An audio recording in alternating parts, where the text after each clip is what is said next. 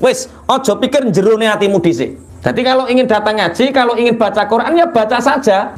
Atiku bosok, aku cek munafik lah baca Quran. Saya itu masih rusak Pak Yai, kadang-kadang sok mabuk, mau ngaji ke pondok itu ya nggak enak. Ya jangan nggak mikir nggak, yang penting actingnya dhisik.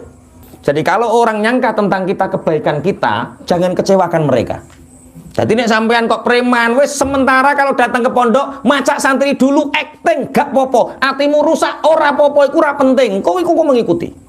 Karena Al-Qur'an seperti itu sifatnya, mauidhatum mir rabbikum. Setelah mauidhah apa? Wa syifaa'ul lima fisudur. Kalau zahirnya sudah baik, maka kebaikan itu akan merasuk di dalam hati. Tapi syaratnya ngaji. Kiko acting tok orang ngaji. Wah, ya rusak kok. Setelah ngaji ayat surat Yunus 58 ini, santri-santri yang di sini, yang ngaji di sini haram susah.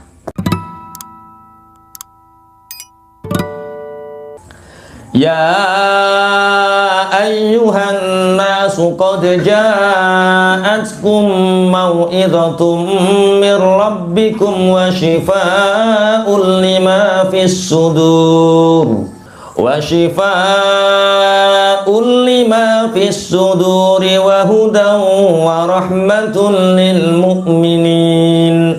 Ya ayyuhan nas, he manusia, ingatlah, qad ja'atkum mau'idhatum mir rabbikum, telah datang kepada kalian mau'idhah. Mau'idhah itu apa? Pitutur. Pitutur itu apa?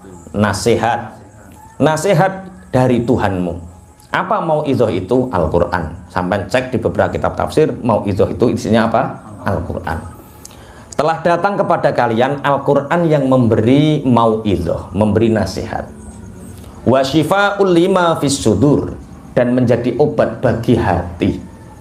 Wahudan, dan menjadi petunjuk. Warahmah, dan menjadi kasih sayang, rahmat. Bagi siapa? Lil mu'minin, bagi orang-orang yang beriman.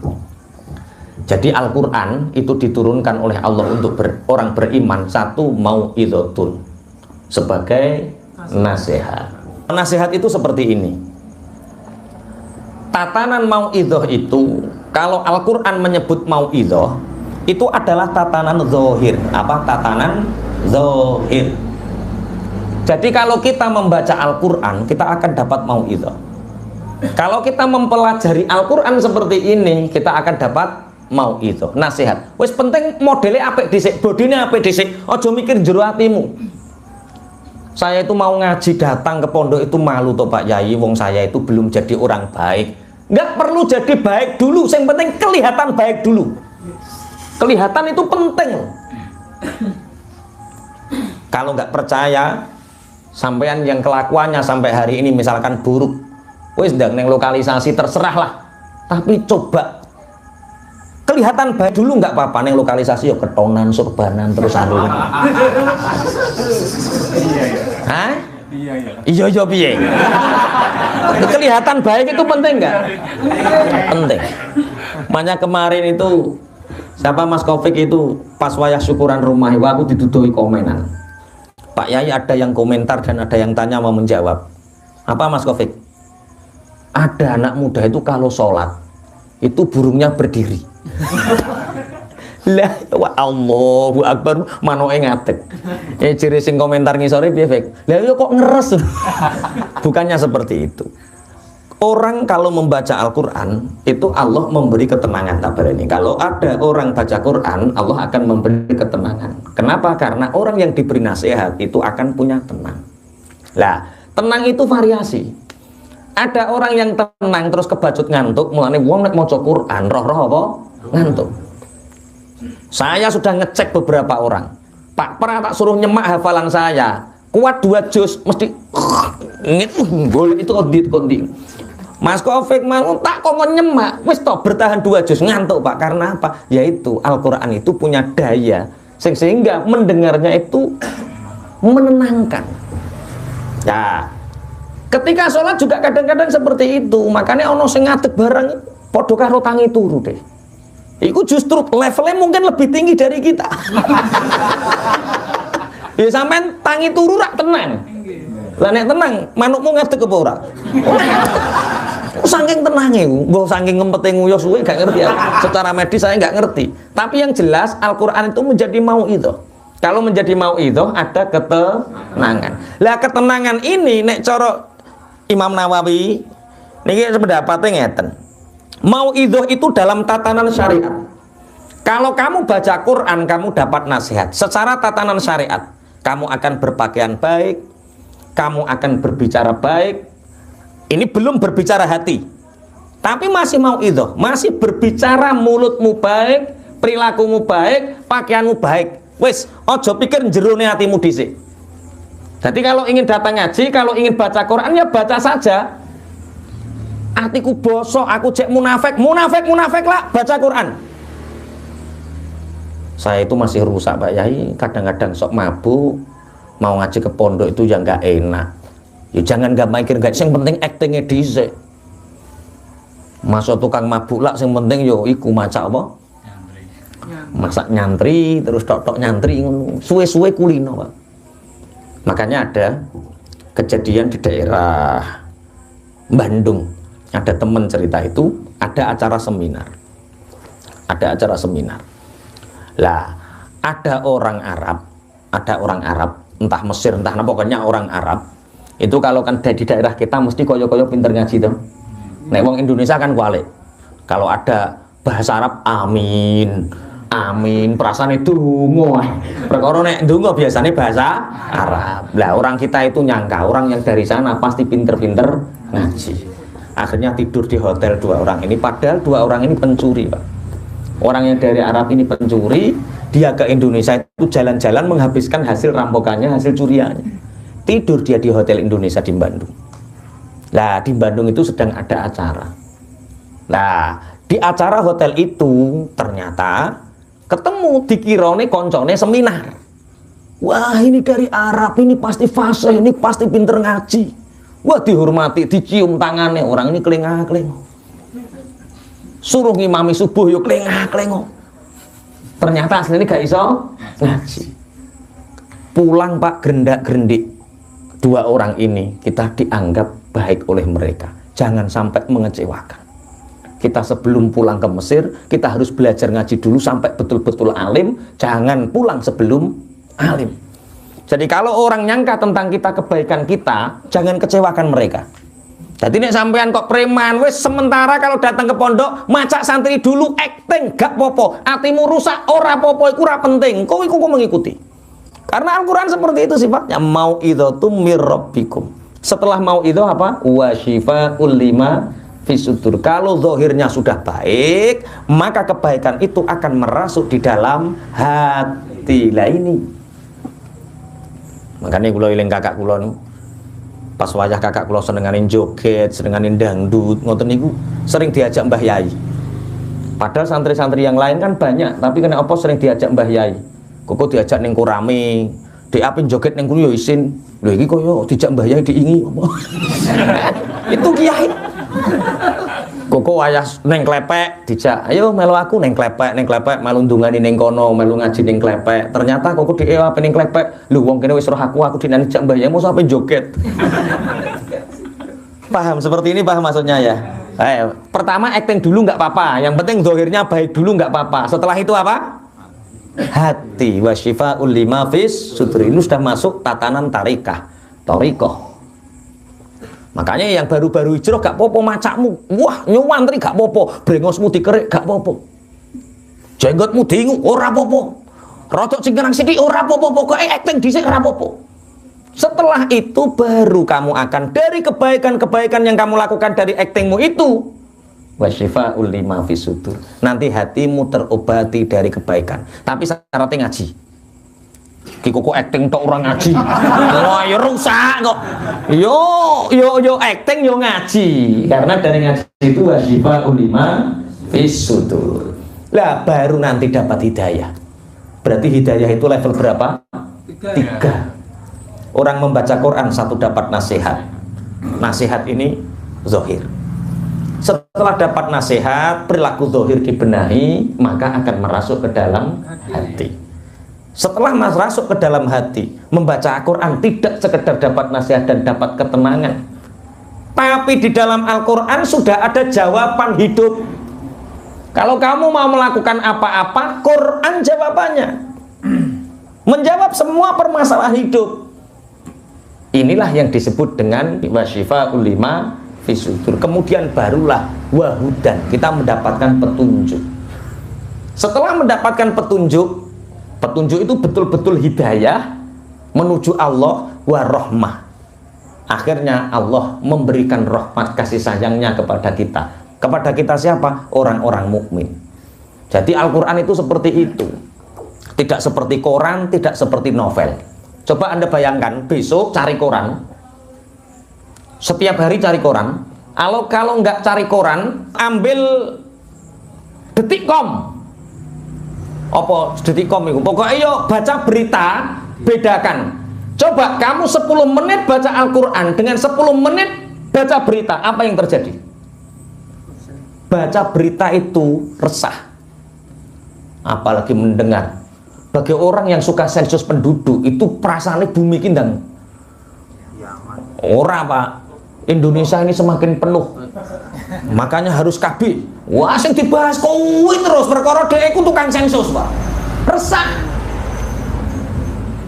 Orang yang ahli kimia itu resahnya ini polusi semakin banyak. Wow, semakin banyak. Ternyata hanya dengan corona 2 tahun polisi blek, bumi bersih lagi. Lo nggak tahu kan? Oke, jadi Al-Quran itu 4 level. Satu, Al-Quran sebagai apa? Mau'idhah. Al-Quran sebagai nasihat. Yang kedua, Al-Quran sebagai obat bagi hati. Ini sudah masuk thariqah. Yang ketiga, menjadi petunjuk. Ini sudah hakikat. Yang keempat, ini sudah bonus. Namanya rahmah, kasih sayang Allah. Orang kalau sudah diberi kasih sayang Allah, Masya Allah, hidup itu akan selalu enjoy. Makanya setelah ini, ngajinya ngaji bahagia. Qul bi fadlillahi wa bi rahmatihi fabidzalika falyafrahu huwa khairum mimma yajma'un. Setelah ngaji ayat surat Yunus 58 ini, santri-santri yang di sini, yang ngaji di sini, haram susah. Harus happy, harus bahagia. Minimal neng kene tok bahagia yo ora apa-apa. Engko mulai ditukari bojo srengenane wis kowe urusanmu. Tapi ayat ini diaplikasikan setiap hari, orang harus enjoy, orang harus bahagia. Dawa Muhammad, katakan Muhammad, bahwa dengan anugerah dan rahmatnya Allah yang berupa Al-Quran itu, maka dengannya berbahagialah. Jadi orang baca Quran happy, orang belajar Quran happy, mengamalkan menjalankan isinya Al-Quran happy. Happy itu artinya bahagia. Berarti susah, sedih itu kriminal. Susah, sedih itu perbuatan yang buruk. Orang itu harus selalu bahagia. Kemarin itu ada orang cerita, Pak Yai, ya Bu, hidup seperti ini, saya ini lebih baik mati. Lah kenapa Bu? Lah wong saya itu lo cari hidup itu susah, cari ma'isyah itu lo susah. Suami itu pergi ke Malaysia sudah 5 tahun nggak pulang-pulang. Lah ini nek diteruskan susah toh wong. Tak jawab. Berarti Anda sekarang jadi Jamal Bu. Jamal apa Pak Yai? Janda Malaysia.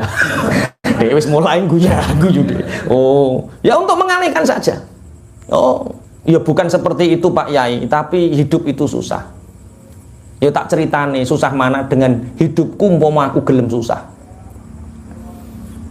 Sampeyan Bu, piye ra piye iku sikilmu jek normal, dienggo mlaku adoh jek kena. Aku dari kecil cacat. Tapi saya nggak pernah merasa uripku terus nelongso, aku cacat sok ben piye ora tahu. Said nek memberi peringatan, ibu kula nek memberi, uripmu itu nanti akan bahagia. Nah, uripmu sok ben iku kepenak. Nah, uripmu selalu itu yang ditanamkan sehingga mindset kita itu urip iku ayem ngono. Lah anak-anak kita itu sekarang kasihan. Ditakut-takuti sama guru SD dan SMP itu. Kamu itu kalau nggak bener masa depanmu gimana? Sekarang apa-apa itu sulit, harus begini, harus begini lah. Ya wong urip wis diteror, Pak. Astagfirullah, astagfirullah. Lah ya wong belum hidup sudah di teror. Nasibnya anak sekarang itu ya Allah, apa seneng kok ora oleh. Makanya anak saya yang TK itu kadang-kadang 1 minggu sekolah 2 kali, ya nggak apa-apa. Saya nggak mau sekolah, saya ikut Umi, ya rapopo wong. Aku yo ngandel Umimu timbang guru TK-mu. Bebas anak saya. Kelas 1 SD itu ya belum bisa baca, ya nggak apa-apa. Nanti akan bisa. Kelas 4 SD, alhamdulillah, ya pinter, ya biasa, ya wayai caca hafal, ya hafal ngono itu. Artinya apa? Kul bi fadlillahi wa bi rahmatihi. Kita sudah punya Al-Quran, yang Al-Quran ini sebagai anugerah Allah, rahmat Allah, fabidzalika falyafrahu. Maka dengan Al-Quran ini sebagai jalan hidup kalian, berbahagialah. Berarti wong Islam nek susah widoso. Ayo wani kowe muni, ayo wong Islam kok susah dosa. Lan nek susah aja cerita aku kowe, tak dosakno. Ayo, piye? Enggak bisa curhat. Wong sambat wae. Emah wae bener. Wah, iki akhirnya jadi santri senior kedua. Kalau sambat ke Mas Taib saja, jangan ke Pak Yai. Gak ngatasi. Gak artinya sekarang itu orang itu ya Allah jadi orang Islam bahagia kok sulit sekali itu. Apa sih kekurangan kita? Sering tak ceritakan ya Umar bin Khattab ketika ditangani Kanjeng Nabi, piye kabarmu ketika ditangkleti sahabat-sahabat yang lain? Hei Umar bin Khattab, bagaimana kabarmu? Raditu billahi robba wa bil islami dina wa bi Muhammadin nabiyya. Pokoknya nek pangeran ku cek Allah, nabi ku cek Muhammad, agama ku cek Islam, baik-baik saja. Terus sing mbok susahi apa? Sakit. Curhat malah. Sing mbok susahi sakit. Kena lambung ya. Umpama kowe sehat menawa rada cerutah. Nanti karo pangeran dikasih sakit. Itu kasih sayang Allah. Iya. Imam Syafi'i radhiyallahu anhu. Imam Syafi'imu lho, Imam Syafi'i. Imam Syafi'i kita itu sakit ambien wasir itu 14 tahun. Lama. Ketika duduk seperti ini tuh nggak terlalu kuat. Akhirnya kadang ngajar sambil jalan, duduk lagi, jalan lagi, 14 tahun. Setiap duduk lama seperti ini keluar darah dari duburnya. Apa yang diminta Imam Syafi'i ketika sakit seperti itu? Ya Allah, aku ridho ya Allah. Nek jenengan ridho ya Allah, tambahi ya Allah, tambahi. 14 tahun cek loro, jaluk nambahi Mas. Ayo, mungkin meh. Jadi wong loro yo happy kok. Sakit, tambahi ya Allah. Tambahi ya Allah. Pakai setengah hari suntik. Dek pakai setengah hari suntik. Coba yo ikhtiar suntikmu iku ikhtiar ibadah Mas. Umpama kowe ngerti takdire Allah iku dibuka. Taib ganjaran loromu iku karo iktikafmu ning masjid iku umpama ditikel-tikel diketokno ijek akeh ganjaran sakitmu, maka kamu akan ridho dengan apa yang terjadi hari ini. Ibaratnya mau Mas, umpama cerita numpak jaran mau iku was-was coklek sikile mau. Wong-wong sak kampung kan lu nasibmu siap. Jaran teko tambah nyoklekno sikil. Ternyata ada peperangan besar yang dia terhindar. Ya mungkin Mas Taib kan usianya sekarang 46 ya. Itu puber kedua. Pom ini mau buka cabang, puber kedua, harta semakin banyak. Ini kalau nggak diberi sakit, mungkin pahalanya kurang banyak. Wah, yo jelas ini. Mana aku ingin ngomong, ini kon poligami lo waras asli nenek ngerti. Tapi lo paham ya? Kul bi fadlillahi wa bi rahmatihi fa bidzalika falyafrahu. Anugerah kita dikasih Al-Quran, fadlnya Allah yang berupa Al-Quran, kasih sayang Allah yang berupa Al-Quran, maka dengan Al-Quran itu bahagialah. Jadi wong kok mempelajari Al-Quran kata apa peteng-tengan gak happy, ora ayat ini ra tau kewaca berarti. Wong ngaji kok tambah peteng-tengan mendeli uang. Wah itu salah neraka, itu salah neraka. Swarga nggone dhewe to piye. Oke, fabidzalika fal yafrahu. Maka dengan ini maka berbahagialah. Oke, bahagia. Jadi nek iso aja sampai sumpek, urip aja sampai sumpek. Saya itu dari kecil insya Allah didikan saya itu selalu bahagia. Insya Allah. Makanya dibalik seseorang itu pasti ada ibu yang hebat. Di Bojonegoro yang saya kenal, yang cacat seperti saya, itu ada 25. Yang kakinya seperti saya itu ada 2 yang saya kenal, yang nggak kenal mungkin banyak. Itu 70%, bahkan 75% atau 80%, sebagian besar dari mereka ibunya merasa anaknya menjadi beban sehingga gak di sekolah gak di ngajek timbang ngeterni anak sekolah gendong, timbang ngajek anak sekolah gendong ngerepoti aluk buruh tandur. Dan mereka akan selalu menyalahkan anaknya, kamu akan menjadi beban, kamu akan menjadi beban, kamu akan menjadi beban, sehingga betul seumur hidup anaknya menjadi beban. Ibu saya nggak pernah seperti itu. Ibu saya itu dipeseni saya, tohai kusuk ben sing mulyakno awakmu, ojo tukari pinterno, sing mulyakno awakmu. Sehingga yang terngiang di telinga ini apa? Cung kowe sok ben sing mulyakno aku. Cung awakmu sok ben sing mulyakno aku. Jadi ketika kata-kata itu akan mencerminkan bahwa saya tidak boleh bersedih karena tidak pernah merasa akan menjadi beban.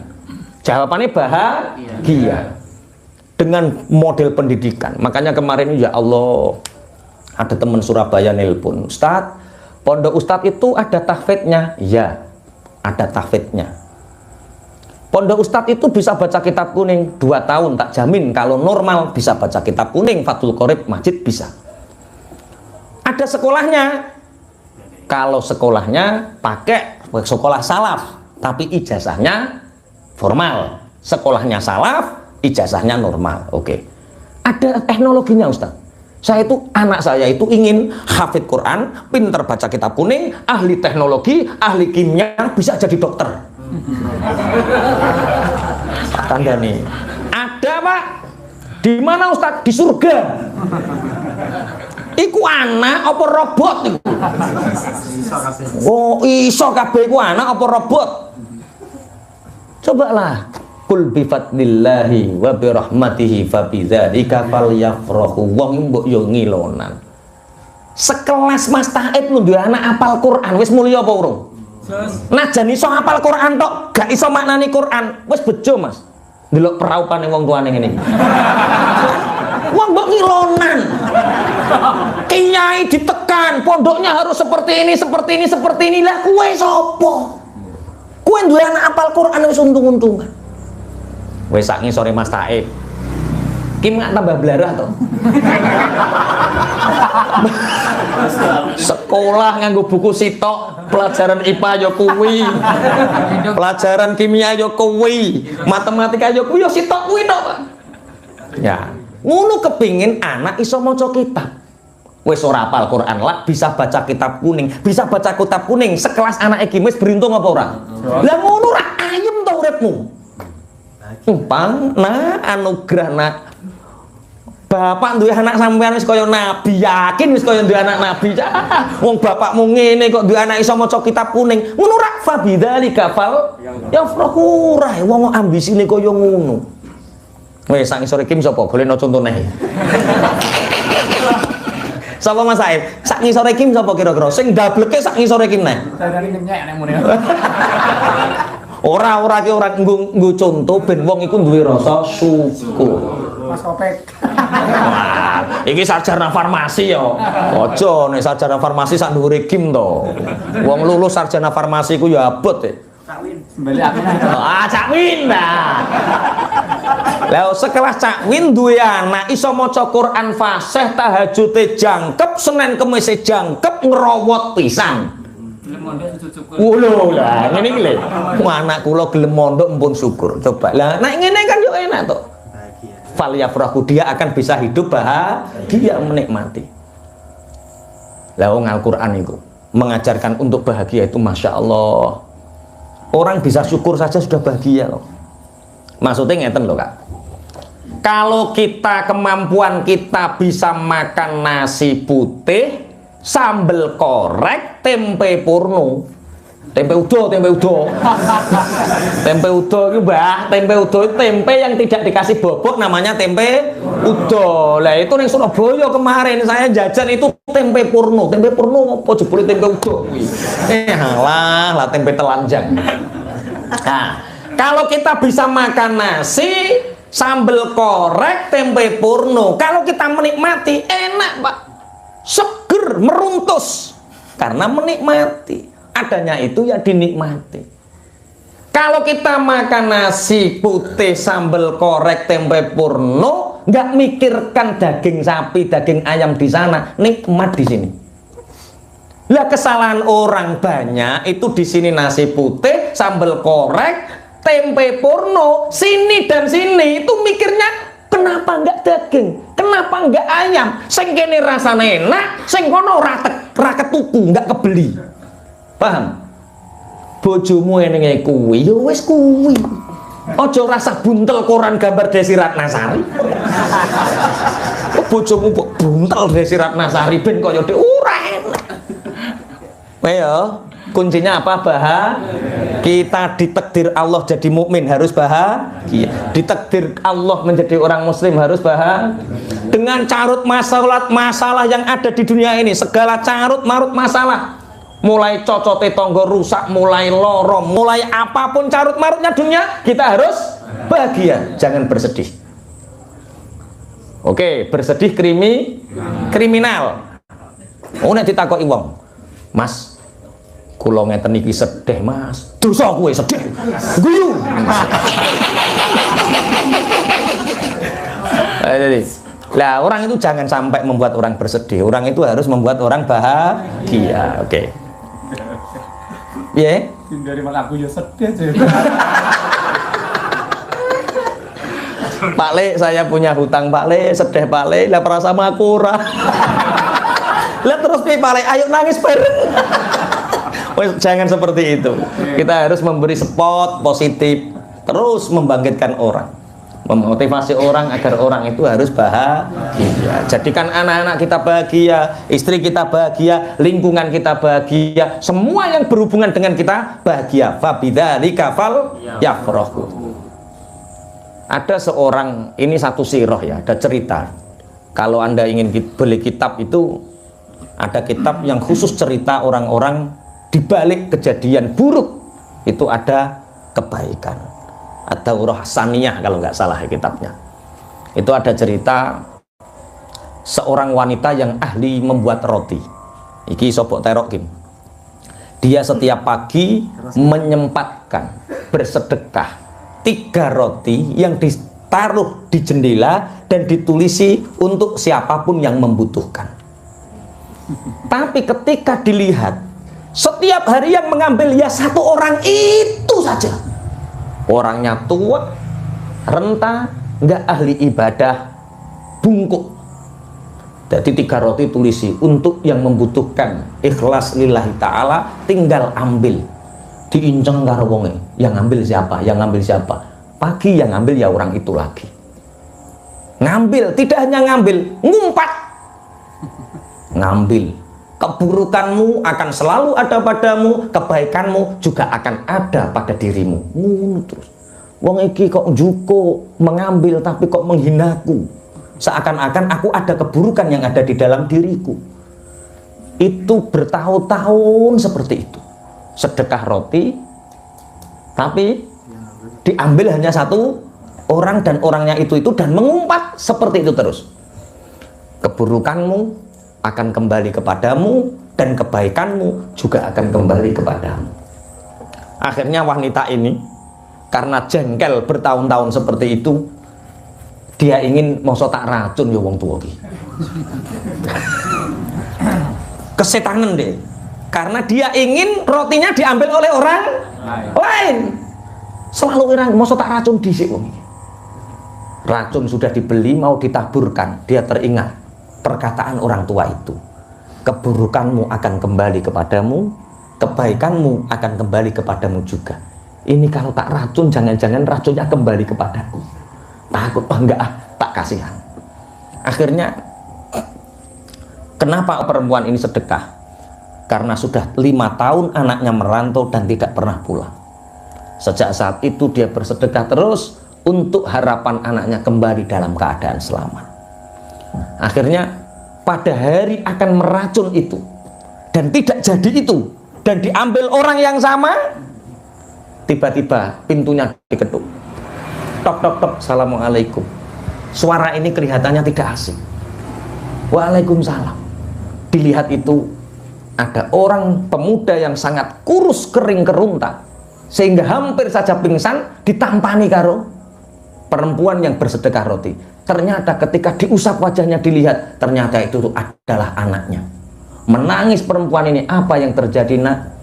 Ibu, aku melakukan perjalanan yang sangat jauh, sehingga tadi seandainya aku tidak bertemu dengan seorang tua yang bungkuk membawa roti, mungkin nyawaku hari ini sudah tidak tertolong. Sehingga orang tua itu mengatakan, nak, kamu lebih membutuhkan roti ini daripada aku. Nangis wanita ini. Umpama tak racun, sing mati ku gak wonge. Sing mati sapa? Anake. Paham? Keburukanmu akan kembali kepadamu. Terus? Kebaikanmu akan kembali kepadamu. Iya, iku terus no dhewe catet. Sesuk dadi status Cak Wing langsung. Iya, memang seperti itu. Makanya ngaji itu yang indah, yang happy. Kul bi fadlillahi fa bidzalika falyafrahu. Sampai huwa khairum mimma yajma'un. Kamu bahagia karena Allah memberi kita Al-Qur'an, itu lebih baik dari semua apa yang kamu kumpulkan selama ini. Apa sing mbok kumpulno saiki? Apa sing mbok kumpulno saiki? Mulai isuk enten sing dadi tukang, apa sing mbok kumpulno saiki? Sing martabak apa sing mbok kumpulno saiki? Enggak ono sing mbok kumpulno. Ya enggak ada, mau nyauri utang. Ya apa sing dikumpulno? Semua yang kita kumpulkan, wis Covid bangun omah, tuku pajero, semua itu akan dikalahkan dengan kebahagiaanmu karena kamu dekat dengan Al-Qur'an. Mulane mulazamah Quran sedino apa eneng grup apa jenenge one day one juz. Itu bagus. Saya punya Dalail Quran, sanad dari Mbah Yai Munawir, dari Mbah Yai Muslih, dari Mbah Yai Ihsan Jambes, dari Syekh Yasin Al-Fadani sampai kepada sahabat, kepada tabi'in, sampai kepada Rasulullah. Itu satu hari baca 1 juz, tapi puasa selama 1 tahun. Itu namanya Dalailul Quran. Jadi setiap hari khatam Quran, berpuasa. Tiap hari bukan khatam Quran ya, 1 hari 1 juz, tapi berpuasa. Aja doanya. Itu untuk mulazamah seperti ini. Kita harus mulazamah dengan Quran. Kita harus selalu bahagia dengan Al-Quran. Yang belum bisa belajar baca, yang sudah bisa baca tahsin, yang sudah tahsin belajar artinya. Setelah belajar artinya diamalkan. Setelah diamalkan, ayo dakwahkan. Maka dengan ini kita akan sangat bahagia. Aipun huwa khairum mimma yajma'un. Sudah ya, tidak ada yang bersedih lagi. Punya harta bahagia atau sedih? Bahagia biasa. Bahagia karena harta itu hanya titipan. Punya istri? Bahagia. Belum punya istri? Bahagia. Punya pekerjaan? Bahagia. Belum pekerjaan? Bahagia. Alhamdulillah belum ditakdirkan punya pekerjaan sehingga banyak waktu luang untuk ibadah. Wes apa sing mbok susahno apa saiki? Ndak ngomong sing mbok susahno apa saiki? Kok tambah rawani ngomong? Wis bahagia toh, Pak? Lah wis bahagia kok. Istri saya cerewet, untung-untung duwe bojo akeh. Wong sing ora duwe bojo cerewet-cerewet bahagia. Senggol. Engkau dicereweti kok guyu-guyu Mas bahagia. Qul ara'aytum ma anzalallahu lakum mir rizqin faja'altum minhu haraman wa halala. Qul Allahu adzina lakum am 'ala Allahi taftarun. Katakan kepada orang-orang Yahudi itu Muhammad, apakah kalian mengetahui apa yang telah Allah turunkan kepada kalian dari rizki yang halal mestinya, kemudian dari itu kalian menjadikannya haram dan halal. Jadi asal usulnya itu semua unta itu halal, semua sapi itu halal, semua kambing itu halal. Tapi akhirnya orang-orang Yahudi itu mengharamkan sesuatu yang halal. Contoh, ma ja'alallahu min bahirati wala saibati wala wasilati wala ham. Kalau ada unta melahirkan anak yang pertama adalah betina atau melahirkan jantan, maka ini tidak boleh disembelih dan tidak boleh digunakan untuk bekerja, karena ini untuk sesembahan. Kalau anaknya berturut-turut 3 laki-laki, ini untuk sesembahan. Kalau pertama seperti ini untuk sesembahan. Ada 3, unta saibah atau sapi saibah, bahirah, wasilah, ada 3. Bahkan gajah sapi dikaromno. Mulane sampean ojo geleman ngaramkan sesuatu yang halal. Apakah kalian tahu apa yang diturunkan Allah kepada kalian? Makanya ulama-ulama tentang rokok itu ikhtilaf, tapi ulama-ulama kita itu nggak berani mengharamkan. Kalau mengharamkan bahaya, jangan-jangan itu yang halal. Yus makruh ngono. Tapi kan merusak badan, yang merusak badan tidak hanya rokok. Sarimi yang merusak badan. Pitik potong itu tambah nemen, iya pitik potong tambah parah itu. Moto tambah nemen moto, micin. Untuk hal yang merusak badan hari ini sudah sangat banyak sekali. Kalau diharamkan semua yuk haram kabeh. Tapi kan bisa membunuh, masuk bis wiyo matani wong akeh pisan. Makanya ulama itu sangat hati-hati sekali dalam ijtihad hal-hal yang haram. Biasa gula darah dhuwur. Itu haram nih. Gara-gara makan gula banyak, makanya gula darah tinggi. Berarti gula hukumnya haram. Wah, pokok hukumnya haram, rusak dunia, Pak. Orang-orang Bani Israel itu kakean mengharamkan yang dihalalkan Allah sampai Allah murka turun ayat ini. Qul ara'aitum ma anzalallahu lakum mir rizqin faja'altum minhu harama wa halala. Katakan kepada orang-orang Yahudi itu, Muhammad, apakah kalian tahu apa yang diturunkan Allah terhadap kalian dari rizki yang mestinya halal kemudian diharamkan? Qul Allahu adzina lakum am 'alallahi taftarun. Katakan Muhammad, apakah Allah yang mengizinkan kalian ataukah kalian yang berbuat bohong? Ada wasilah, ada bakhirah, ada saibah. Nek cara Jawa nggak ada ya seperti itu ya. Nggak ada ya. Maksudnya sapi anak lanang ping telu, anak lanang telu, maka telu ini jadi sastrane.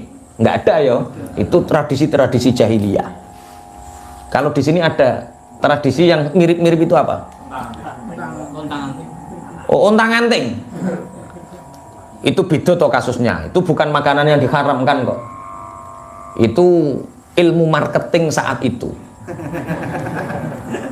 Jadi dalang itu masya Allah, ini laris loh dalang saat itu. Anak lanang tunggal diarani apa? Anak lanang tunggal ontang-anting. Boten toh.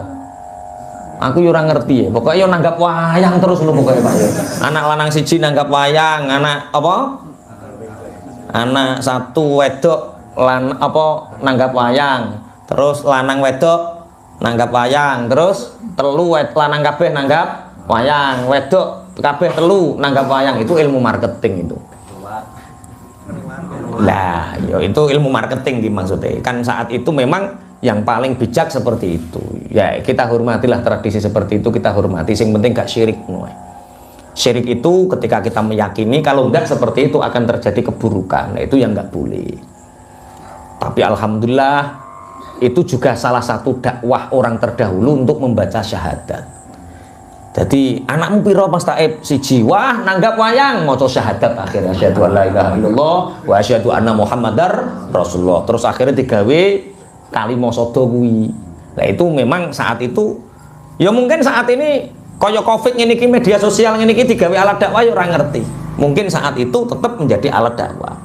Tapi kita meyakinilah jangan mengharamkan sesuatu yang halal. Tak balik ini, jangan mengharamkan sesuatu yang halal. Ya ayyuhalladzina amanu la tuharrimu thayyibati ma ahallallahu lakum wa la ta'tadu innallaha la yuhibbul mu'tadin. Hai orang-orang yang beriman, la tuharrimu, jangan kalian mengharamkan sesuatu.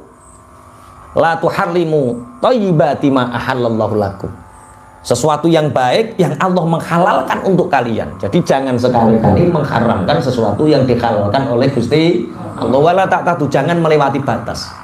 Innahu la yuhibbul mu'tadin, sesungguhnya Allah tidak mencintai orang-orang yang tidak menyukai orang-orang yang melewati batas.